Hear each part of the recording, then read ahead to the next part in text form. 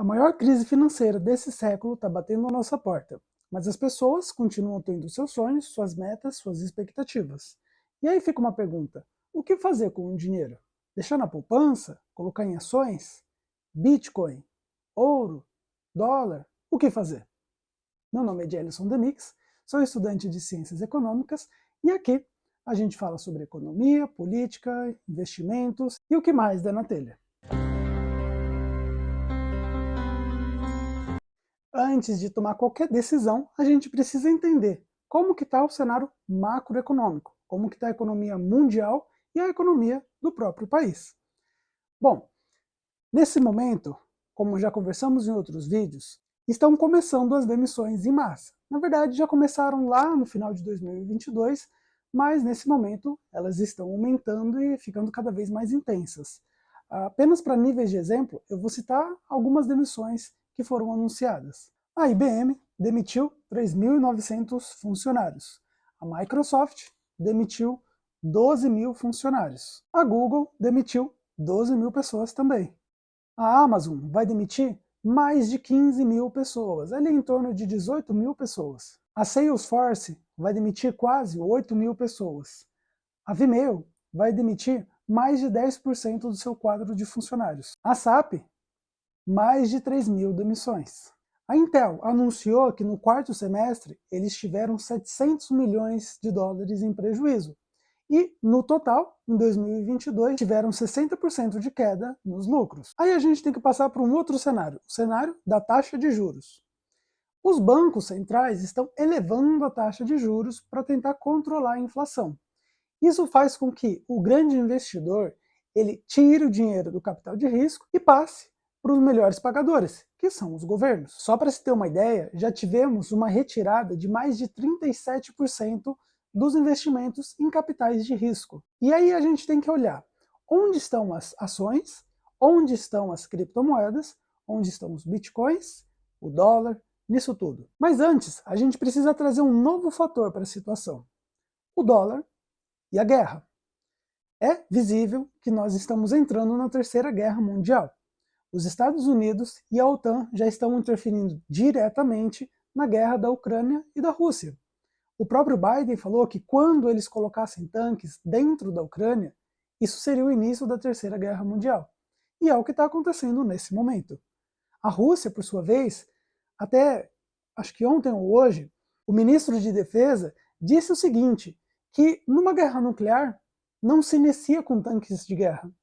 Ou seja, claramente eles estão dizendo, como eles já afirmaram no passado, há bem pouco tempo, que nação que tem arma nuclear não perde guerra tradicional. Ou seja, eles não vão aceitar uma derrota. E na pior das hipóteses, dá-lhe bomba nuclear.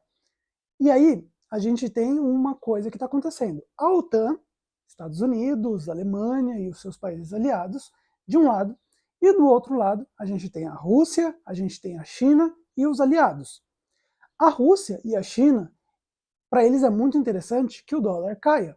Então eles estão fazendo de tudo para se proteger do dólar, para conseguir aumentar suas reservas em ouro, para conseguir criar até a própria moeda do BRICS, para evitar o uso de dólar. E muitos países viram que, com essa guerra que aconteceu lá entre a Rússia e a Ucrânia, e a interferência direta dos Estados Unidos, o dólar deixa de ser uma moeda de alta confiança. Aliás, se a gente olhar no passado, desde 1970, mais ou menos, o dólar não tem lastro nenhum. O dólar, até aquele momento, ele era lastreado em ouro. Então, basicamente, quando uma nação queria trocar o dólar que ela tinha por ouro, os Estados Unidos faziam isso. Porém, lá em mais ou menos em 1970, eles deram cano em todo mundo e o dólar passou a ser só um papelzinho que é impresso quando o governo acha que deve ser impresso. Então, o dólar, desde então, se descolou daquele lastro que ele tinha no ouro, que fazia com que ele ficasse estabilizado, e hoje o valor do dólar é meramente político. Por que a gente tem que saber tudo isso? Porque uma pequena coisinha que acontece aqui pode ter um grande impacto lá do outro lado do mundo. Uma pequena ogiva nuclear que explodir lá na Ucrânia vai ter impactos diretos na nossa economia. E eu não estou falando que esses impactos vão ser negativos. Aliás, a guerra é um dos melhores cenários para se ganhar dinheiro. Depende do lado que você vai estar, obviamente. Então, por exemplo, quando a gente olha para a macroeconomia, pode ser que o Brasil não seja afetado por uma terceira guerra mundial, porque ele tem uma política de neutralidade. Então, de repente, pode ser muito lucrativo para os negócios brasileiros uma terceira guerra mundial. Por quê? A gente tem como parceiros comerciais tanto China, Rússia, Estados Unidos, Alemanha, países europeus, asiáticos. Para a gente poderia ser uma grande oportunidade para exportar as nossas commodities com preços extremamente elevados num mercado que estaria extremamente escasso. Posto tudo isso, a gente tem que entender que, nesse momento, o cenário está totalmente conturbado, está totalmente arriscado. Colocar um dinheiro que pode ser necessário usar ele no curto prazo, por exemplo, em Bitcoin, é um péssimo negócio. Da mesma forma que colocar esse mesmo dinheiro em ações pode ser um péssimo negócio, porque com o S&P despencando, e ele vai despencar muito ainda, hoje, por exemplo, ele despencou mais de 1%, o que para o S&P é um número absurdo. Só que isso não é nada, porque o S&P ele precisa corrigir mais de 40%. Nas previsões mais pessimistas, ele iria abaixo dos 50% de correção. Isso seria um caos total no mundo inteiro. Isso é totalmente normal se acontecer, porque o S&P ele vem tendo uma grande subida desde lá de 2009 e ele não tem correções. E o mercado financeiro ele é assim, ele sobe, mas ele precisa fazer as suas correções. Enquanto ele não faz isso, é um cenário muito arriscado. Então, quando a gente pega que não está sendo interessante para o grande investidor colocar dinheiro nas empresas de risco, não está sendo interessante para o investidor colocar dinheiro em Bitcoin, em criptomoedas, e está sendo muito interessante para ele colocar dinheiro no governo, a gente já começa a descartar. Então a gente tem que Bitcoin e criptomoeda é uma aposta.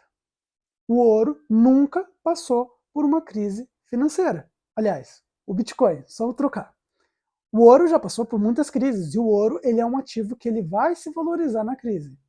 O Bitcoin especula-se que numa crise ele iria disparar, mas é apenas especulação. Eu não posso falar que o Bitcoin cairia, nem posso afirmar que o Bitcoin subiria. E quem afirmar está mentindo. Nós não temos dados históricos que possam afirmar esse tipo de coisa. Então, num cenário hipotético de guerra, Terceira Guerra Mundial, a gente sabe com certeza que o ouro ele vai se valorizar. A gente sabe com certeza que a prata ela tende a acompanhar o ouro numa volatilidade maior. E a gente tem que levar mais um fator em consideração. A China e a Rússia eles estão estocando ouro, então eles não estão mandando para fora. Isso faz com que aumente a escassez do ouro. Por consequência, a tendência, numa eventual crise mundial, é que o ouro ganharia ainda mais valor. Então agora que a gente entende o que está acontecendo no mundo e que provavelmente uma baita de uma crise financeira global, que vai ser a maior desse século, ou pelo menos das últimas décadas, a gente tem que se perguntar, onde colocar o dinheiro? E para responder essa pergunta, ainda tem mais uma pergunta. Já existe uma reserva financeira? Porque não tem como pensar em colocar dinheiro em poupança, colocar dinheiro em ações, investir o dinheiro, enquanto não falarmos sobre a reserva de emergência, principalmente num cenário caótico como esse. Então, num cenário onde podemos ver uma guerra mundial acontecendo, a gente tem que pegar essa reserva de emergência e tem que diversificar até mesmo ela. Porque, por exemplo, num cenário de guerra, as redes bancárias podem ser afetadas, como aconteceu lá na Ucrânia. Então, é necessário que tenha dinheiro em espécie, o que é difícil, porque a gente sabe que o dinheiro em espécie ele perde valor ao longo do tempo, porque ele não tem nada ali para ajudar ele tentar compensar de alguma forma a depreciação da moeda por conta da inflação. E o que é a reserva de emergência? A reserva de emergência ela é basicamente isso, uma reserva para emergência. Ela tem que suprir, idealmente, pelo menos 6 meses da sua vida, cobrindo os seus custos básicos e cobrindo aquilo que você precisa para sobreviver. Ali na reserva de emergência, a gente não está colocando gastos supérfluos. Porque se você está passando por emergência, necessariamente você precisa ter a consciência que você tem que cortar gastos supérfluos. Então, nesse cenário, se você ainda não tem uma reserva de emergência, a gente precisa olhar para investimentos que sejam extremamente líquidos, que tenham uma altíssima liquidez. Ou seja, se você precisar dele para amanhã, você tem que ter como conseguir esse dinheiro. Então, um exemplo básico é deixar o dinheiro lá no Nubank. Ele vai render ali um pouquinho de dinheiro, vai ajudar a conter um pouco da depreciação da moeda. Mas existem outros investimentos, investimentos mais seguros, investimentos em renda fixa com alta liquidez. Existem diversos outros tipos, que aí não compete a mim, compete a um profissional que vai te assessorar a escolher qual é o melhor investimento para você ter a sua reserva de emergência. Mas é isso que você precisa ter em mente. É necessário que você tenha pelo menos 6 meses dos seus gastos básicos cobertos dentro dessa reserva de emergência, e essa reserva de emergência ela precisa ter alta liquidez, para que se você precisar do dinheiro amanhã, você consiga sacar. Posto isso, caso você já tenha reserva de emergência, agora a gente pode começar a pensar em cuidar do patrimônio e falar de investimentos. E aí, a poupança é uma boa opção? Bom, a poupança nunca foi uma boa opção historicamente falando.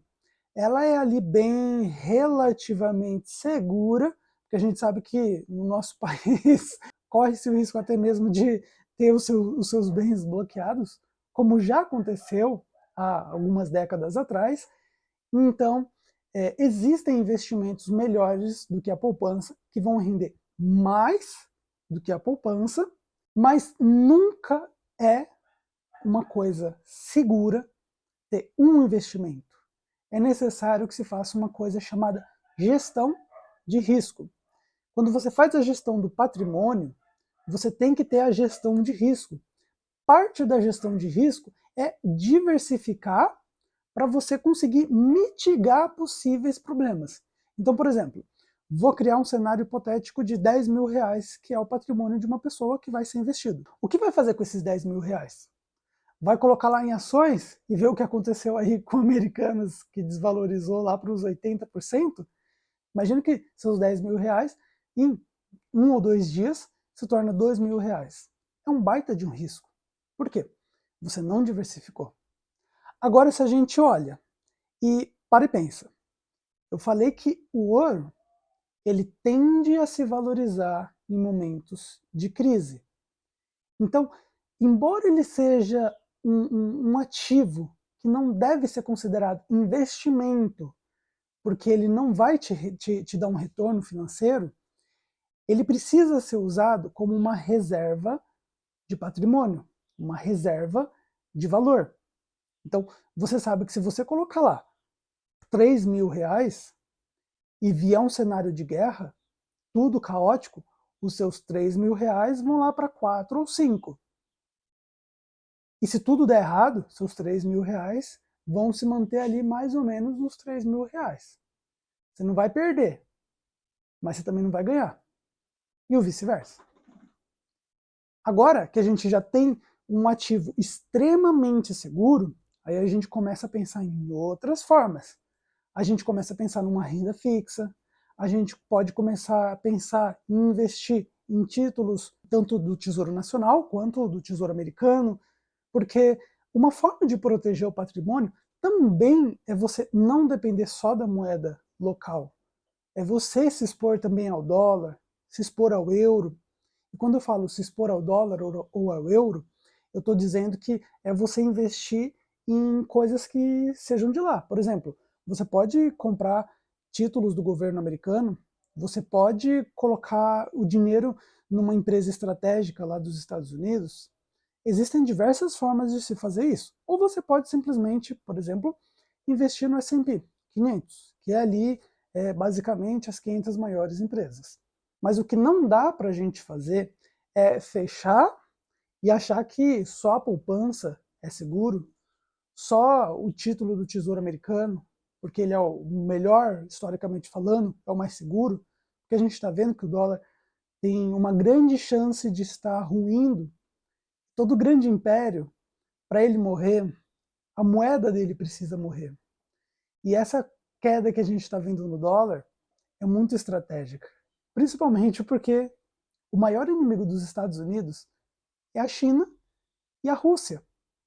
E eles já estão criando a própria moeda. Então, a gente pode ver que tem um grande embate acontecendo entre eles há muito tempo e que agora foi para a linha de campo, foi para a linha de batalha mesmo, para a guerra. Então, a coisa está ficando bem feia. Então, com tudo isso que eu falei, não foi possível entender se é melhor investir em poupança, ou se é melhor investir em ações ou em Bitcoin, o ideal é que se procure um especialista, um profissional que vai te auxiliar na gestão do patrimônio e na gestão da sua reserva de emergência, na gestão do dinheiro aí, alguém que possa te auxiliar.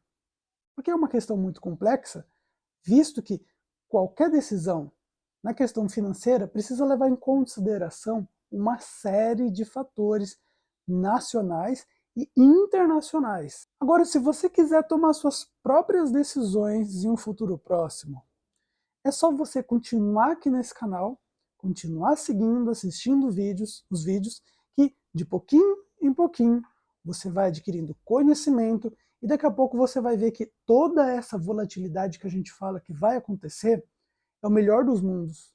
Porque num cenário pessimista e caótico, muitas pessoas vão entrar ricas e vão sair pobres. Mas muitas pessoas, elas vão entrar com um pouquinho de dinheiro, porque elas fizeram uma boa gestão do patrimônio para manter o poder de compra. E lá, hora que tiver tudo caótico, é a hora de você pegar o seu dinheirinho, aquele pouquinho de dinheiro que você conseguiu garantir no final da crise, e aportar em alguns investimentos estratégicos, que a hora que vier a recuperação, é onde nascem os novos milionários. Tchau, tchau!